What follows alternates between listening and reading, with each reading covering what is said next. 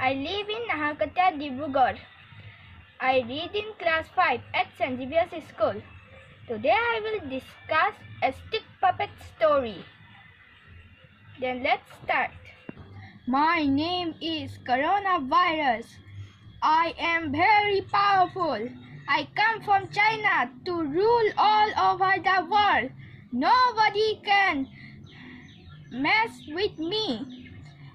I will kill all the human beings all over the world.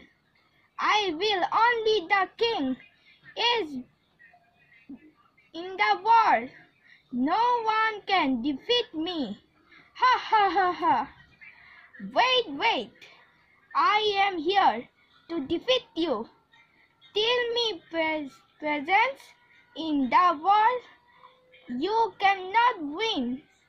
Come, let's fight and see who wins. Ah!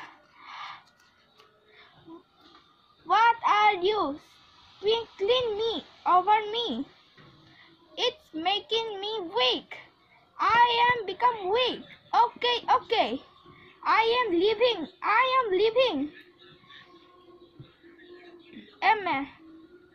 A message to everyone.